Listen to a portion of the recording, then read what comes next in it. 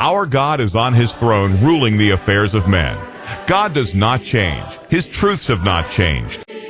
He's promised a witness in the church according to the election of grace in all ages that will stand for the old paths, defending his truth. The Primitive Baptist Digital Library is pleased to present the Word of Sovereign Grace. Timely video messages based on the King James Bible and the doctrines taught by Christ and the apostles. Very thankful to be assembled in the house of God. We appreciate of this good number that's come out on a weekday morning, and we recognize that in this day and age that we are very, very glad to see God's people come out in the evening, but we see so many things going on in the world, and we're also encumbered like Martha with many cares, many things in this life, so we deeply are thankful to the Lord who put it in the hearts of this many people to come out on a Friday morning. Will you please pray for us? I've said to many, many times that I never bother a subject till a subject starts bothering me. I've said to God's people time and time again that I have to preach what's on my mind, because it would be a disaster for me to try to talk about something other than what my mind was burdened with. And following the impressions of my mind, I want to go to several places in the Scriptures where the Bible teaches us that the God that we worship identifies himself as the God of Abraham, the God of Isaac, and the God of Jacob. There are more places in the Bible where this is done than it would be profitable for me to set before you. The Bible tells us in the mouth of 2 or 3 witnesses, let every word be established. And if we can establish a Bible truth by two or three scripture proofs, then that's sufficient. There may be 50 or 75 available, but if someone will not receive 2 or 3 clear Bible witnesses, they would not be impressed if you gave them 25. But we find in such places as Exodus chapter 2, verses 24 and 25, when the children of Israel had spent 400 years in Egyptian bondage, it says, and God heard their groanings, and God heard the cries of his people in Egypt. And he says, and God remembered his covenant with Abraham, with Isaac, and with Jacob. We find later, when God's man Moses is in the desert, and God appears to Moses at the burning bush, he identifies himself this way. He says, I am the God of Abraham, the God of Isaac, and the God of Jacob.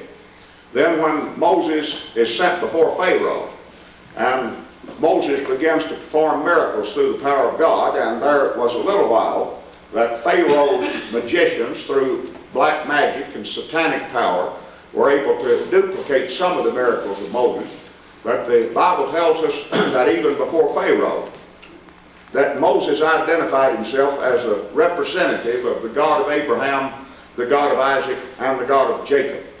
So we've already found in Exodus chapter 2, Exodus chapter 3, Exodus chapter 4, just reading 3 chapters in succession, several places where the Lord refers to himself as the God of Abraham, the God of Isaac, and the God of Jacob. We also find where the Lord Jesus Christ, in the 12th chapter of Mark and many other places too numerous to mention, says that the dead rise. Even the Lord showed Moses at the bush when he told Moses that I am not the God of the dead, but the God of the living, that I am the God of Abraham, the God of Isaac, and the God of Jacob. When God told Moses that I am the God of Abraham, it's very significant to note that Abraham at that time had been dead for a few hundred years. He did not say, I was the God of Abraham when Abraham was alive on this earth, but he says, I am the God of Abraham. Meaning that Abraham at that very time was alive in soul and spirit in the presence of God. Because when Abraham died in Genesis chapter 25, verses 8 and 9, it tells us that Abraham gave up the ghost and died and was gathered to his people. And I've said hundreds of times to the Lord's people, and I'm going to keep on saying it, because the soul sleepers and annihilationists in this world will not simply lay down and die and get quiet. So as long as they're barking, I'm going to bark back. And I constantly hear of primitive Baptists that are bitten with this soul sleep bug, or with some of our preachers that are weak on it. And may I say this, and I'm going to say it one more time, with all the kindness that my gruff voice can put together. Long, long ago, God gave primitive Baptist preachers the hydrogen bomb to destroy all this no-hell and soul sleep. He gave us the hydrogen bomb to destroy it. If you'll go back and read Hassel's history, if you'll read the Fulton Confession of Faith, where over 100 of our ablest men, including my great uncle, got together and gave a statement of what primitive Baptists believe, the historic position of our forefathers is that Luke chapter 16 is teaching a real man in a real hell. Hosea Pressler, who was an able Bear Creek preacher, in the year 1867, wrote a book called Divine Providences. He took the very position on it that I take today. The very position that I take today was the official position of the ablest elders of the Bear Creek Association in 1867. This Jew-Gentile idea is a new idea that was introduced after the turn of the century. That's all I've got to say about that. Luke chapter 16 is a lesson where Jesus Christ pulled back the curtain on the afterlife. Luke chapter 16 is the hydrogen bomb to destroy universalism. It's the hydrogen bomb to destroy no-hellism. It's the hydrogen bomb to destroy soul-sleepism. And why my brethren want to come along and emasculate it, why they want to come along neutralize it, why they want to come along and take away the power of it and turn a hydrogen bomb into a water pistol and come up with a novel, a cunningly devised fable, is beyond me.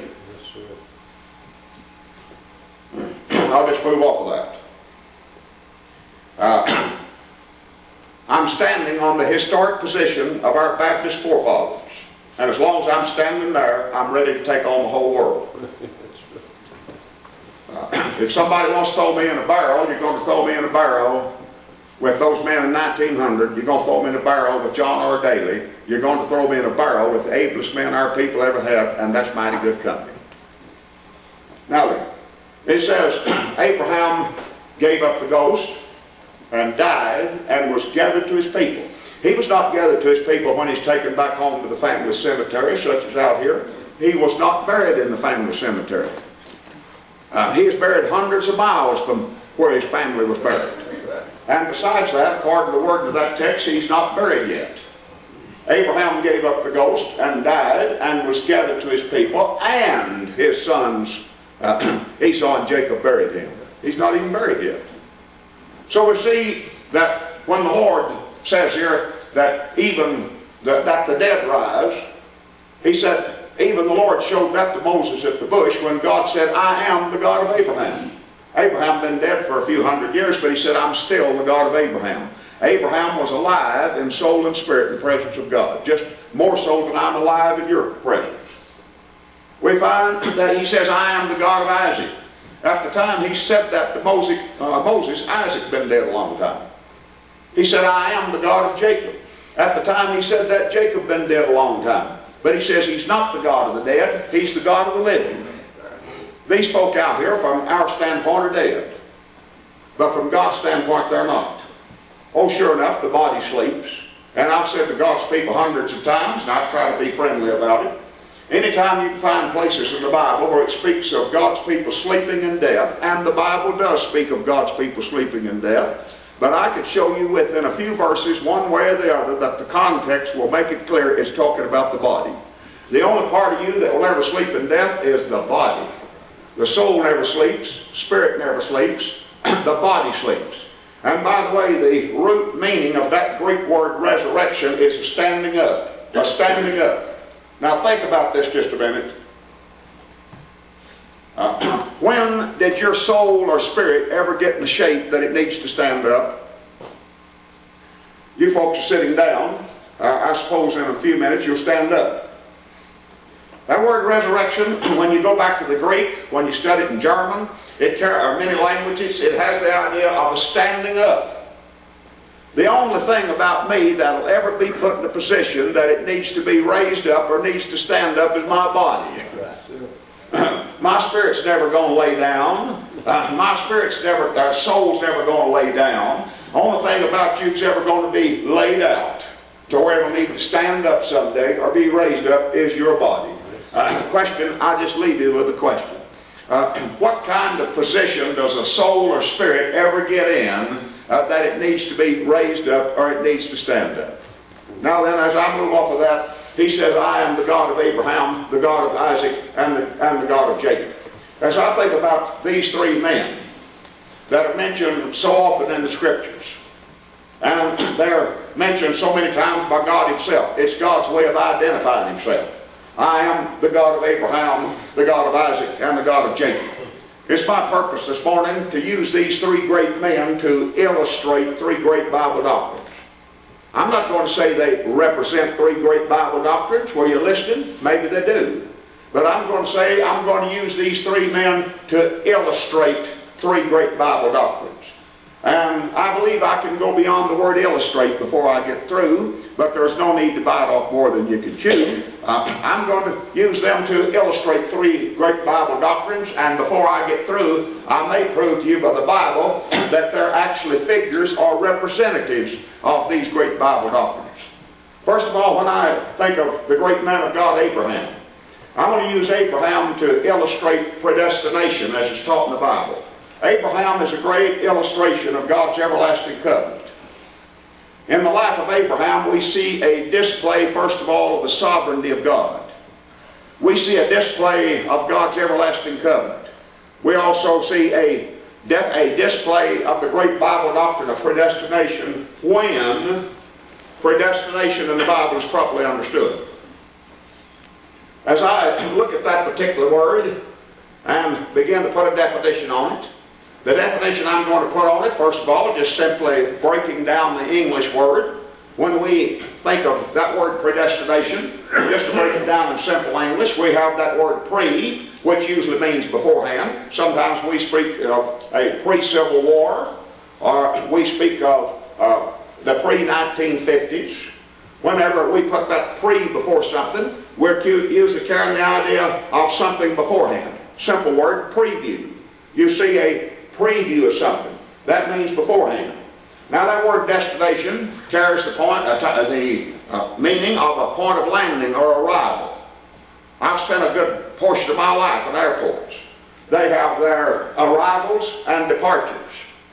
And that departure over there is a destination.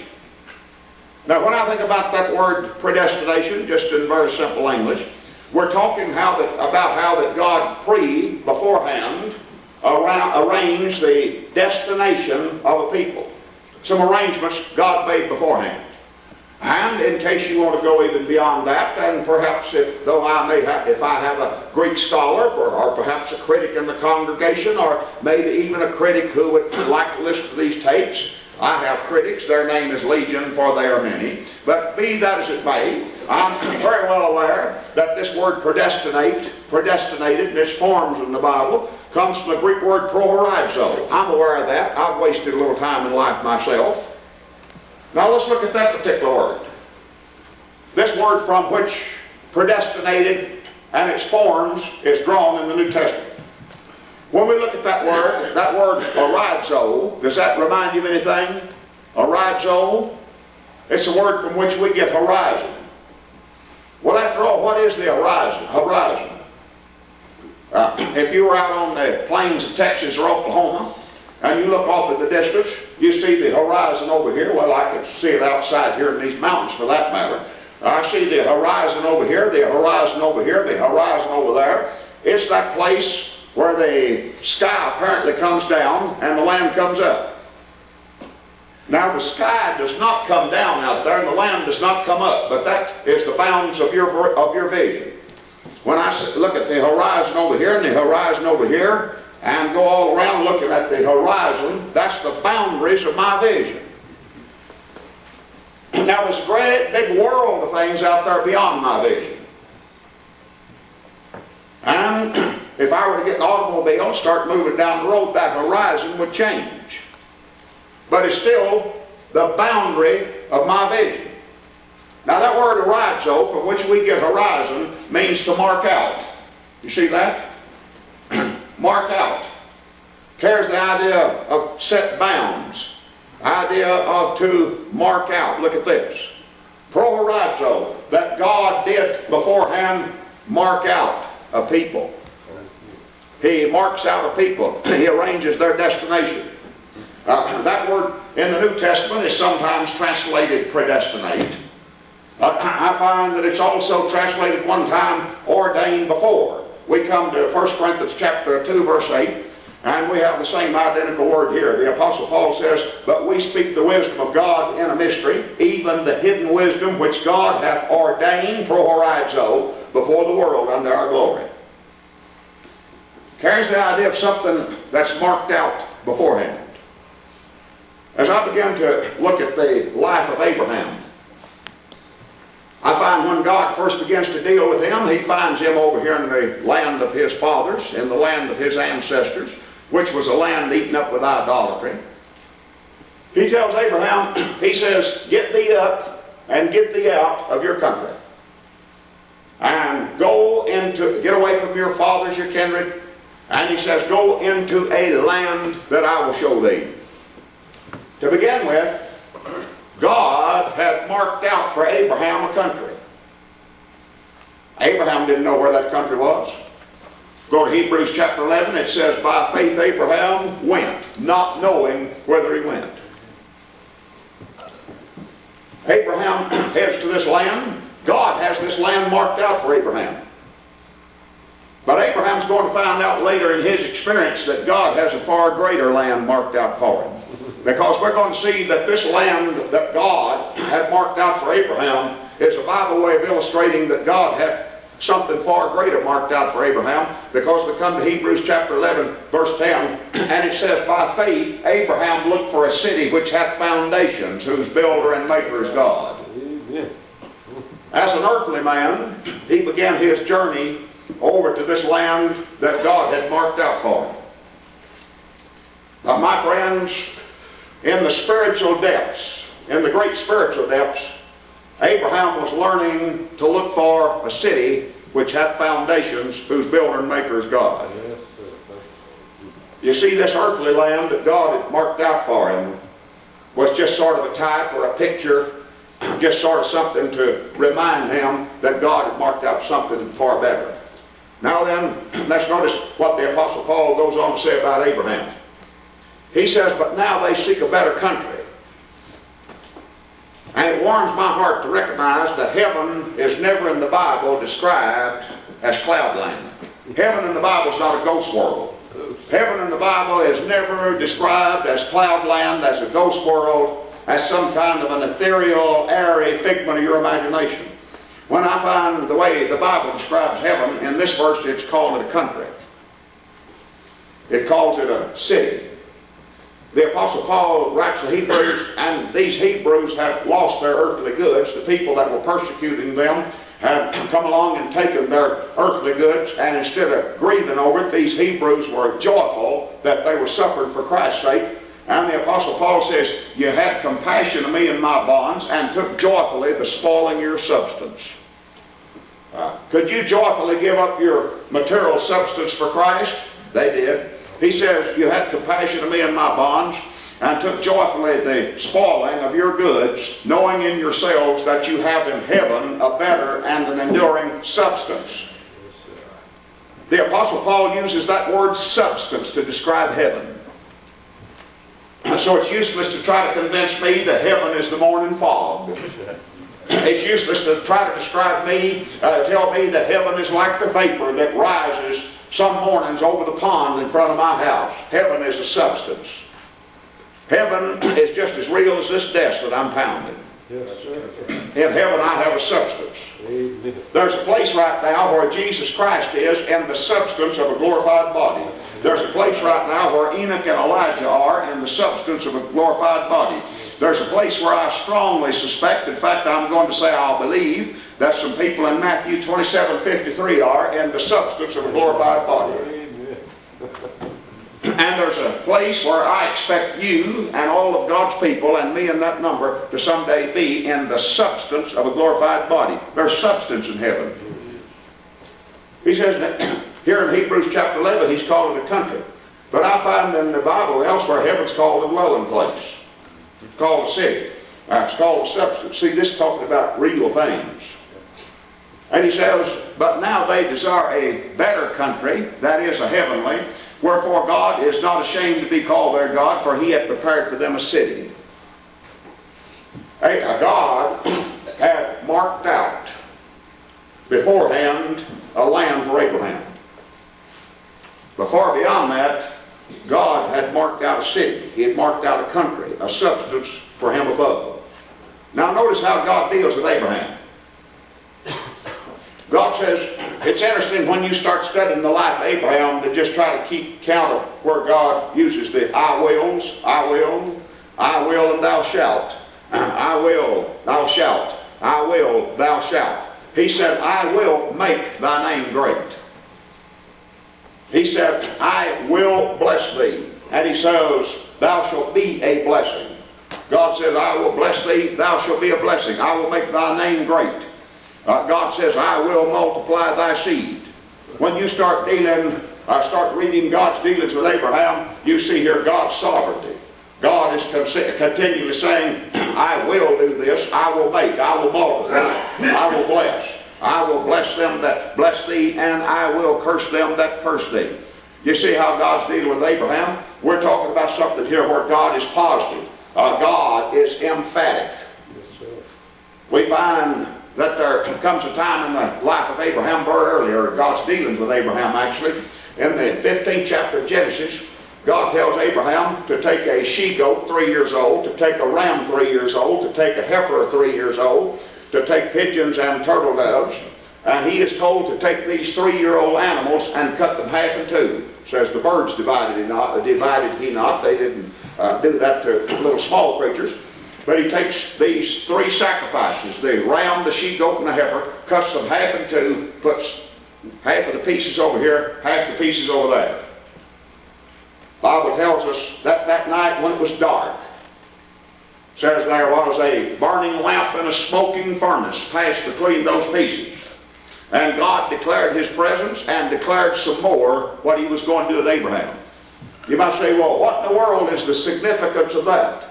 Well, using the Bible to explain the Bible, I've said time and time again, the best commentary on the Bible I've ever found is the Bible itself. Let's go to Jeremiah chapter 34, verse 18, and we don't have to be in doubt about it. In the days of the prophet Jeremiah, God rebukes the people because they had broken, because they had violated, because they had not kept the covenant that they had made when they cut the calf in half and passed between the pieces. You can find out outside the Bible, but see, I'm showing you inside the Bible.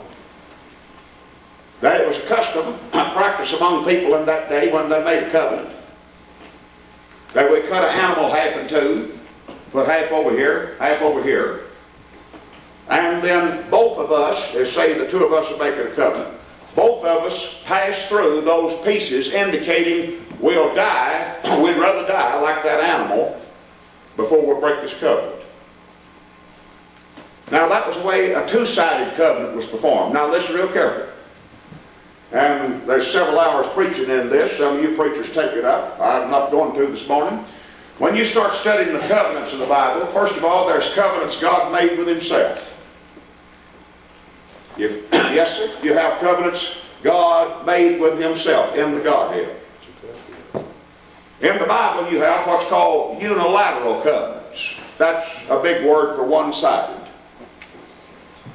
In a unilateral covenant, I state all the conditions, I state all the arrangements of the covenant, you hear them.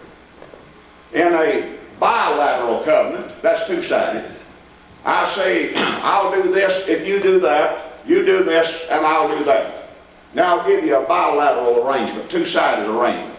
We go to Isaiah chapter 1, verses 18 and 19. God tells his people, he says, if you be willing and obedient, ye shall eat the good of the land. But if you refuse and rebel, you'll be devoured with the sword. That's two-sided. In other words, I'll do this on this side if you do this on this side. That's a bilateral arrangement. And, well, to go back over those covenants right fast, You have covenants God makes with himself in the Godhead. You see, we read of some of them were made when there weren't no people around. Here's a covenant God makes within himself. Then you have covenants that God makes with men, one-sided ones. Then you have covenants that men make with God. You find here where men make these kind of promises to God, covenant men make with God. Then you have, of course, covenants that men make with other men. Several different types of covenants in the Bible, but let's look at this one.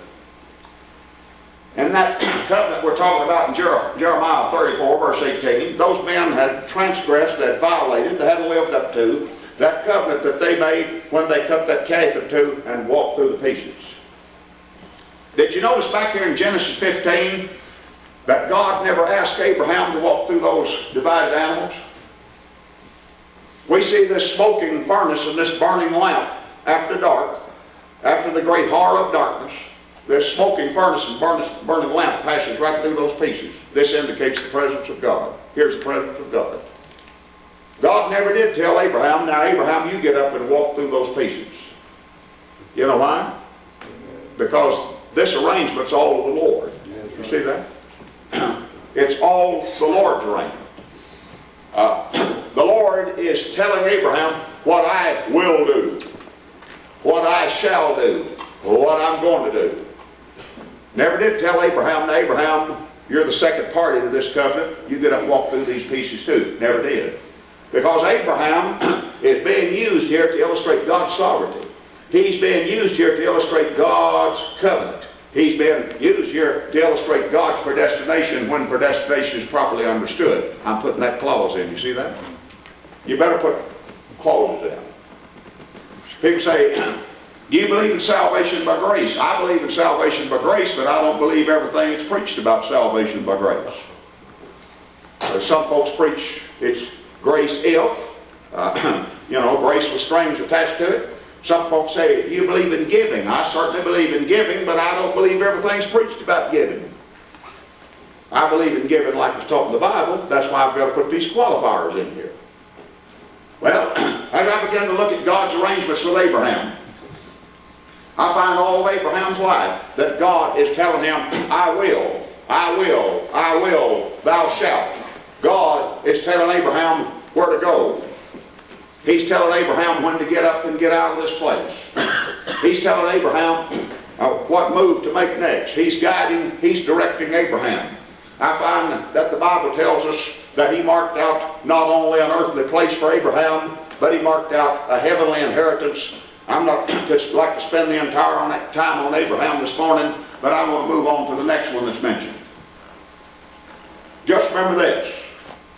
When you read the life of Abraham, whatever the Bible has to say about Abraham, notice how many times God is using terms like I will, thou shalt. We find when we come to Isaac, we find Isaac's mentioned next.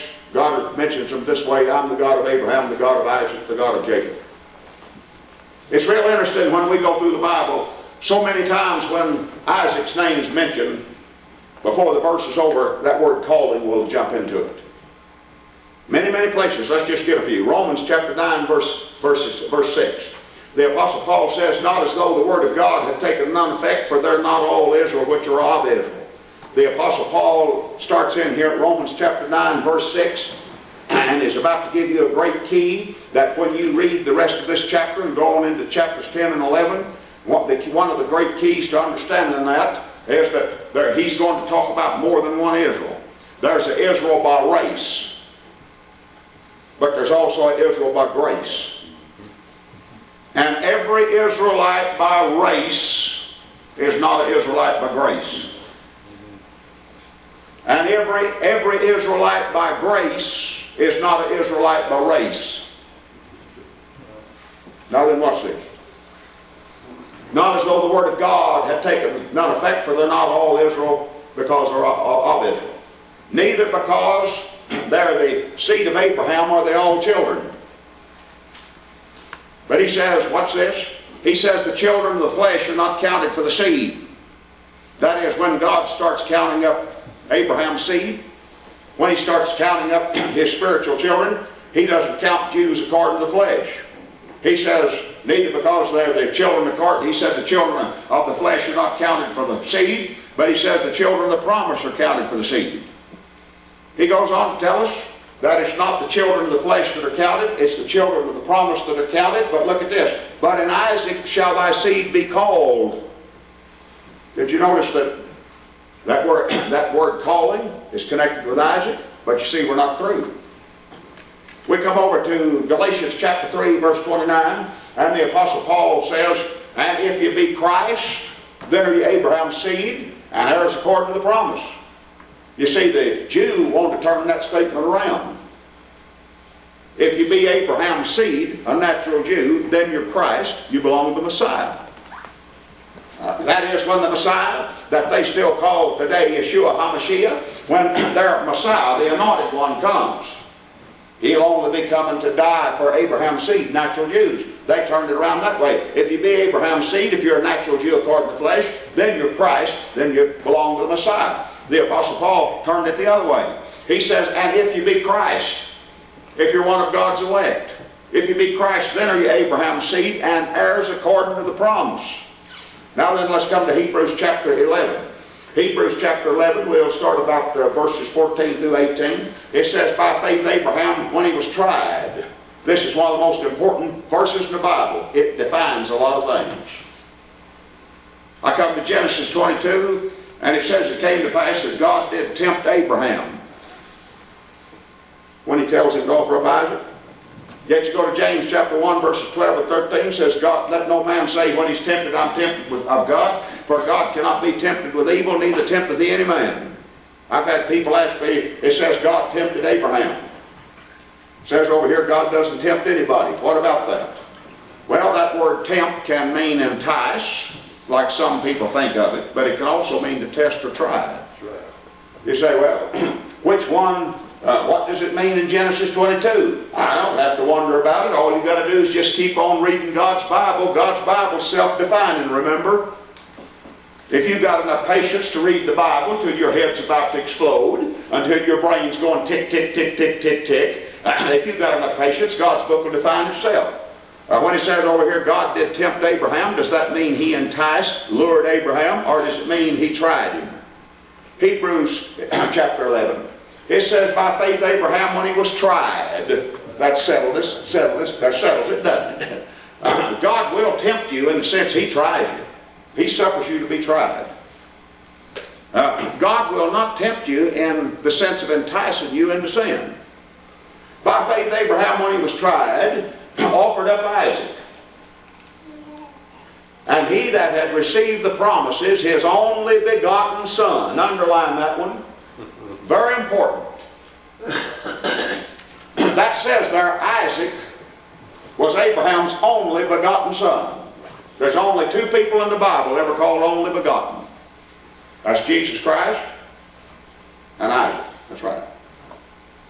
And in case I've got a Greek scholar or some critic going to be listening to these tapes, I'm well aware it's the Greek word monogenes.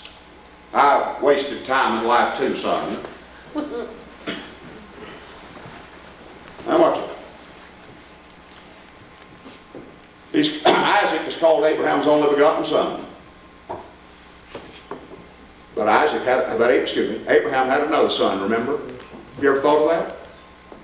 You ever wonder about things like that? He had another son. He had a son named Ishmael. Remember him? Abraham begat Ishmael. Remember that? In fact, he begat Ishmael before he begat Isaac, right? But it says Isaac was his only begotten son.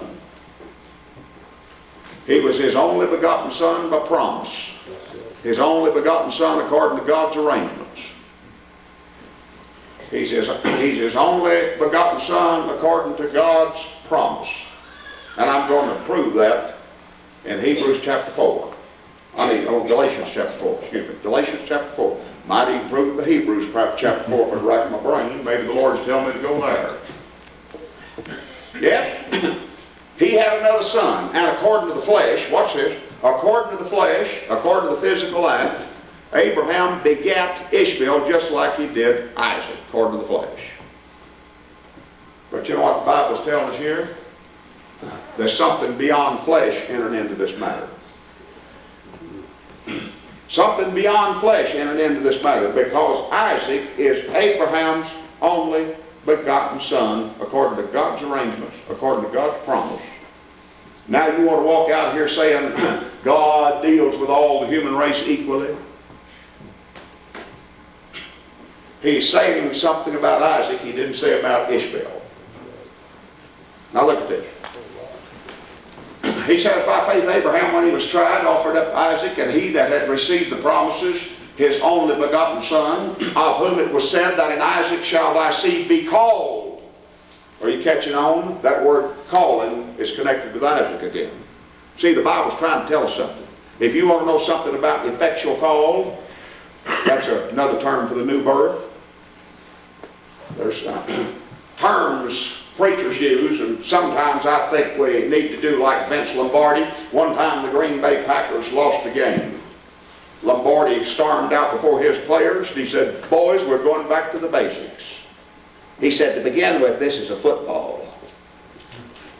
Well, I sometimes think preachers make a mistake assuming people know the meaning of terms like effectual call, you know, sanctification and all that. All right, let's get rid of the preacher talk. When I'm up here this morning talking about effectual call, that word effectual means gets the job done. The call that gets the job done. It's also referred to as regeneration, the new birth, being born again. When I speak of effectual call, I'm talking about that effective call where God sends His grace into your heart when something's effectual, gets the job done. I believe anybody can understand that, can't you? The call that gets the job done. Now then, Isaac, we're seeing these many times where Isaac's brought up, we're seeing the calling brought up. We're seeing the effectual call. We're seeing the new birth, regeneration brought up. It says, by faith Abraham, when he was tried, offered up Isaac, and he that had received the promises, his only begotten son, of whom it was said, that in Isaac shall thy seed be called. And he said, while Abraham did that, Abraham was accounting. Here's what's going through Abraham's mind. Accounting that God was able to raise him up, even from the dead, from whence also he received him in a figure. You know what that plain says? That says that Isaac being delivered in Genesis chapter 22 is a figure of the resurrection. Because you see, God told Abraham to put him to death. Abraham in his mind had already given him up for dead. Now God gave it back to him. That's a figure of the resurrection. When we buried my wife's brother, Elder James Rushing, he'd been preaching about 31 years. When we buried him a week ago last Tuesday. A few days before that, I'd driven my wife and mother-in-law and my handicapped son down there, and we'd spent about 8 hours with him, just a few days before he died, on the way back. My wife's mother sat next to me while I was driving, and she began to tell me of a time I'd heard about before. It's well known in the family. Back when James Allen was 4 years old, 60 years ago, doctors didn't have all these antibiotics, a lot of things available they have today. Had a ruptured appendix, gangrene developed. They'd done marked him off for dead. And had it not been for a young surgeon who had some training that the family doctors and the other doctors didn't have, inserting a tube, that the family doctor came in later and protested it. But anyway, not to go into all the details, he was allowed to live 60 more years. My mother-in-law sat over there, and she's very serene. She said, I gave James Allen up for dead when he's 4 years old. Said he's lived to be 64 years old. Said the way I see this, the Lord gave him to me 60 years longer than I thought I was going to have him. You know what that is? That's reality. That's faith. That's reality. That's looking at the things that happen in life with thankfulness, rejoicing, instead of bitterness. A lot of mothers probably been over there cursing God, questioning God. You know, my son's leaving this world, he's just 64 and all that. Not my mother-in-law. Now look at Abraham. Abraham, when God told him to put him to death, gave him up for dead. But Abraham, through faith, says, God has told me in Genesis 17:19 that Sarah thy wife shall bear thee a son, and thou shalt call his name Isaac, and I will establish my covenant with him and with his seed after him for an everlasting covenant. God told me back before Isaac was born that Isaac would live to have seed. God cannot lie. He told me he'd establish this covenant with Isaac, and with Isaac's seed after him. He's told me to put Isaac to death. Isaac has no seed. He's never had any children. And God has told me that Isaac would live to have seed. God cannot lie. I know what's going to happen here. I'm going to put Isaac to death, and God will give him back to me if he has to raise him from the dead. That's what that text says. Read it. By faith, Abraham, when he was tried, offered up Isaac. If you don't get anything else this morning, you're going to learn to say these 3 verses. By faith, Abraham, when he was tried, offered up Isaac, and he that had received the promises, his only begotten son, of whom it was said that in Isaac shall thy seed be called, accounting, here's what's going through his mind, accounting that God was able to raise him up even from the dead, from whence he received him in a figure. You like to preach figures? Here's a figure of the resurrection. In Isaac being handed back to Abraham. Now when I began to study the life of Isaac, and I'm going to have to hurry up about Isaac, or I'm not going to be able to say much about Jacob. Let's come to Galatians chapter 4. In verse 22, the Apostle Paul says, Abraham had 2 sons. The one by the bondwoman, that's Hagar, the Egyptian slave girl. He had one by the bondwoman, and the other by the free woman, that's Sarah. He says, which things are an allegory. Now watch out here. It is so unusual for the Apostle Paul to use allegories, to use figures, to use so-called types and shadows. It's so unusual for him to do it that when he does it, he tells you. He says, which things are an allegory? That is, I'm going to use these 2 women and their 2 sons to represent something. Which things are an allegory? He says, these are the 2 covenants. Mr. Schofield in his Bible deals with 8 covenants. Larkin's Dispensational Truth deals with 8 covenants. You go to a lot of Bible schools out here in the world, and they'll teach you about 8 major covenants and a bunch of sub-covenants. If you want to keep your thinking straight, studying the Bible, mainly keep your mind on 2. I didn't say there's no more covenants in the Bible than 2. There's sub-covenants. There's other covenants in the Bible. I said if you want to keep your thinking straight, keep your mind on 2. I mean, folks out here in the world start teaching you their systems. They've got 8 major covenants, a whole bunch of little ones, and they've got a cubby hole for everybody. And you keep on trying to get all that sorted out, you'll be as confused as a woman shopping for a pair of shoes. And if that offends you sisters, just turn that into a man in a supermarket if the man is me. Now watch this. He says, these are the 2 covenants, law and grace. See? I'm going to use these 2 women and their 2 sons to represent 2 covenants. One of them is law and the other is grace. Now watch this first covenant. He says Hagar, that means Hagar and her son Ishmael, gendereth to, answers to, Jerusalem, which is and is in bondage with her children. In other words, Hagar and her child Ishmael, they answer to, gender to, they represent the earthly Jerusalem, which is and is in bondage with her children. Here's the law system. You see that? He's also going to compare them to Mount Sinai, which is in Arabia. And sometime, when I get time, I don't have it now, and maybe someday way out in the future, God willing, if the Lord doesn't come back and I don't leave this world, sometime I'm going to get before God's people and I'm going to prove to you that that Roman Catholic monastery down there on all your Bible maps that the world honors as Mount Sinai isn't the Mount Sinai of the Bible. I have the archaeological proof that it isn't. That place there that the whole world says is Mount Sinai on every Bible map on the face of the earth. I've got the archaeological proof that isn't it somewhere else. But if I didn't have one dab of archaeology, I've just got a statement here by the Apostle Paul. He says it's in Arabia. It's not in the Sinai Desert, it's in Arabia. Okay? Be that it matter, be that it may. And by the way, the sons of Ishmael, and I've got a real good friend who works for the Iranian embassy in Washington, D.C. Gave me a copy of the Koran, or the Koran as they call it. The sons of Ishmael have worked real hard to protect this spot.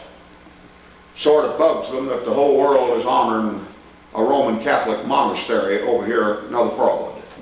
All I got to say, and I'm going to get off of this, by the time you get through an American high school and American college, go through our educational system, you have a distorted interpretation of history, you have a distorted interpretation of science, you have a distorted interpretation of man's nature, and there's nothing like a little Bible preaching to clear up a college education.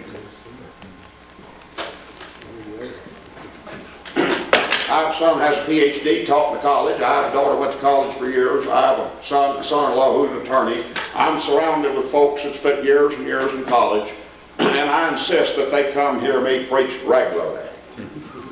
Nothing like some good Bible preaching to clear up a college education. You say, you sure are not intimidated by educated people. Not at all. One of my mottos, and for people like Brother Jerry and Brother Wayne known me for years ago, one of my mottos is, the bigger the belfry, the more room for the bats. The longer you stay in college, you're just building a bigger the belfry, more room for the bats. Now then, watch this. He goes on to say, says, Hagar and her child answered, gender to, Jerusalem, which now is and is in bondage with her children. But he says, Jerusalem, which is above. See, Sarah is going to represent the heavenly Jerusalem. See, Sarah represents the covenant of grace. Now the Apostle Paul is drawing this picture from Isaiah 54, which next time you read Isaiah 54, it's going to sound like a puzzle and a riddle to you. When he begins to talk about a barren woman over here, a desolate woman that had more children than the married wife and all that, that's going to sound like the worst kind of riddle you ever read, unless you remember Galatians chapter 4. Sarah is used in the Bible as an emblem of the covenant of grace, the Jerusalem above, Jerusalem which is above, which is free, which is the mother of us all. Remember in John chapter 3, being born again in the center column, it tells you that means being born from above. Your new birth came down from above. It came from Jerusalem, which is above, which is free, which is the mother of us all. Now then, I know it's long into this message, but I want to give you the key to understanding Galatians chapter 4. Unless you understand that, you're going to be blind as a bat. You're going to get off on the wrong track unless you understand one simple fact. In lands where slavery was practiced, the legal status of a slave was always determined by the slave's mother. Think about it a minute. Those old slave owners wouldn't have it any other way. Those old slave owners were not going to obligate themselves to be the legal parent of every child. You see? When a child, back in lands where slavery was practiced, the legal status of a child was determined by the child's mother. Child born to a slave mother's a slave. Doesn't matter if your father's a free man. He'd have to adopt you out of the condition. If you're born to a slave mother, you're a slave. In Israel right now, among Orthodox Jews, your Jewishness is determined by your mother. That's right. They've got a bill up in the Israeli parliament by the liberal Jews trying to overthrow that, but that's still true among Jews today. You have a Gentile daddy, you have a Jewish daddy and a Gentile mother. You are not a Jew. Your Jewishness is determined by your mother. Now watch this. Look at this lesson. Hagar's a slave. Her child Ishmael's a slave. See that? Doesn't make any difference that Abraham was his father. He's still a slave, you see? Hagar's a slave. Ishmael's a slave. Represents the earthly Jerusalem. Jews on the law, bondage. Sarah over here is a free woman.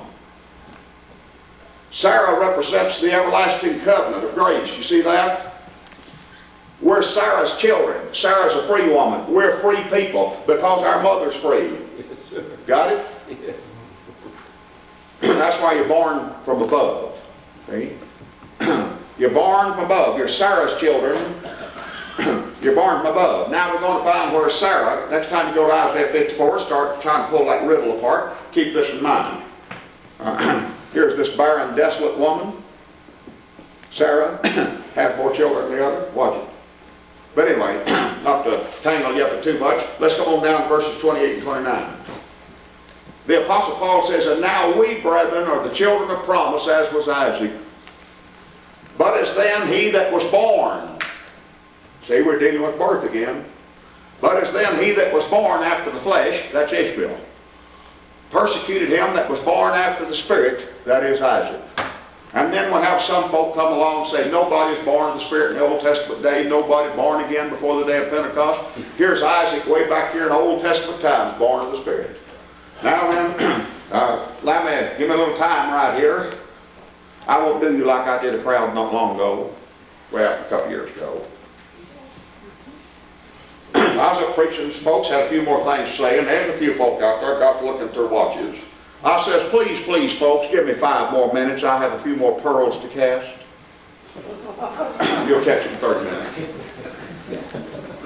I'm not going to do that way. But I do have a few more, well, I'll say that.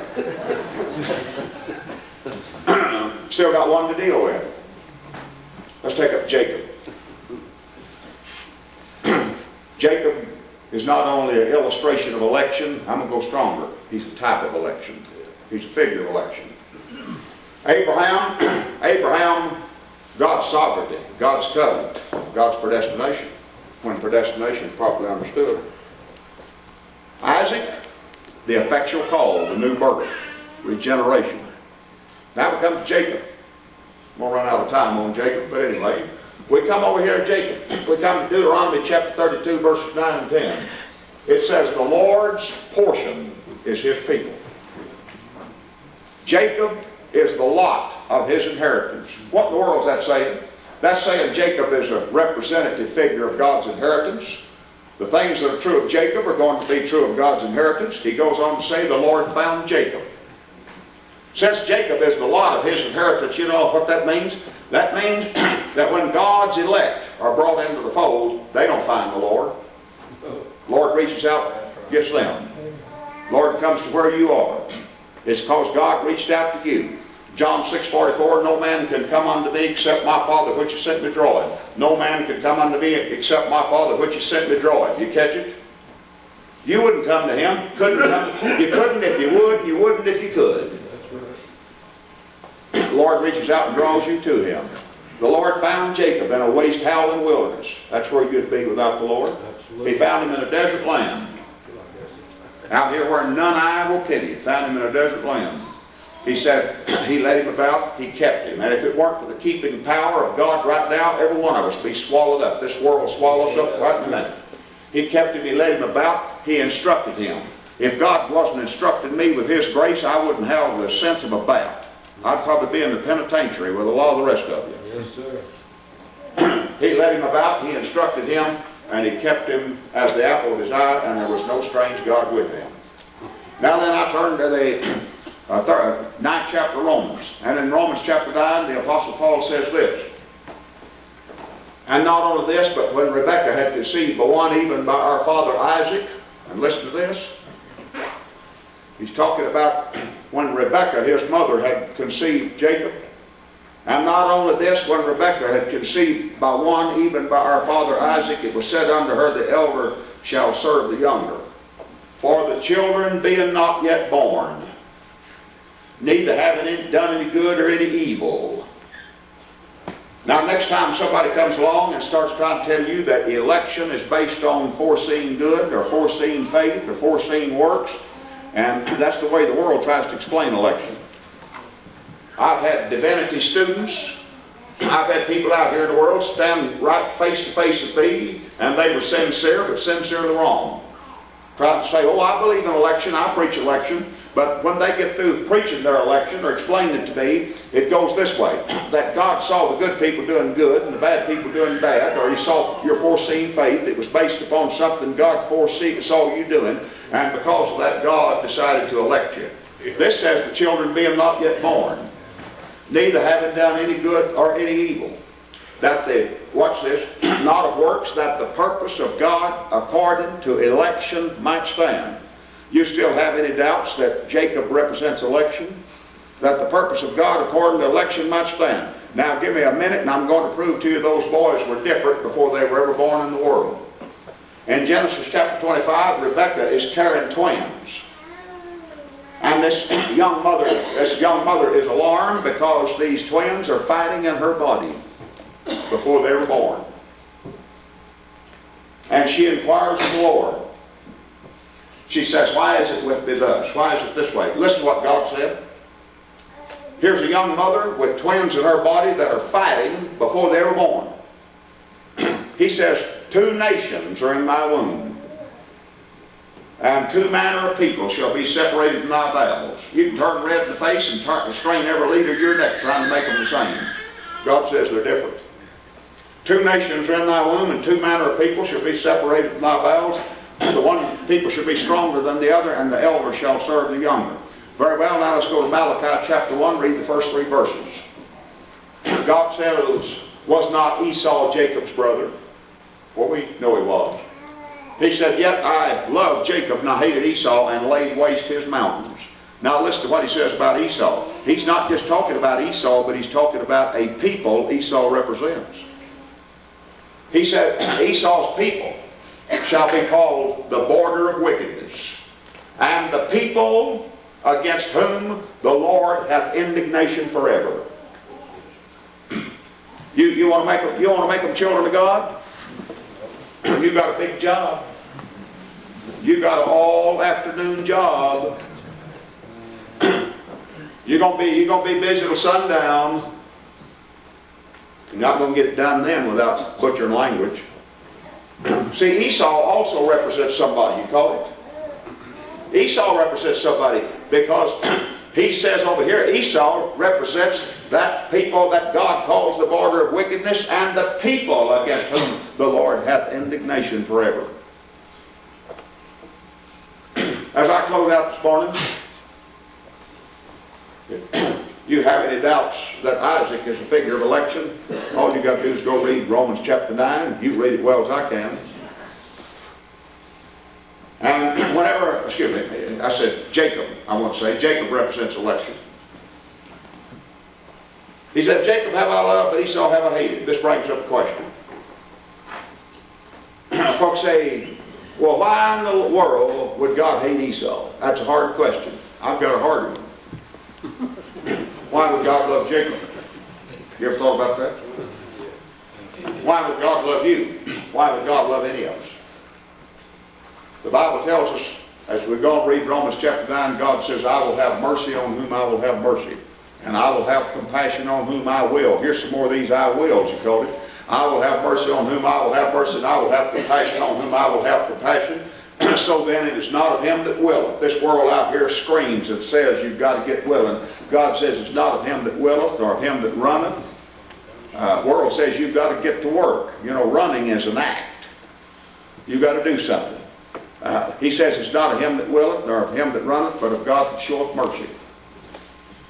My friends, as I close out this morning, all we can do is just bow our heads and thank God for his grace. Because there's nothing in us that's deserving or meritorious of any of God's favors. Amen. Not one thing. I am the God of Abraham, the God of Isaac, the God of Jacob. He's still that. He'll always be that. I thank you for your good godly attention. May the Lord bless you. Before the throne of God above, I have a strong, a perfect plea, a great high priest whose name is love, whoever lives and pleads for me. Visit the Primitive Baptist Digital Library for videos, articles, history, hymns, and encouragement. www.primitivebaptist.net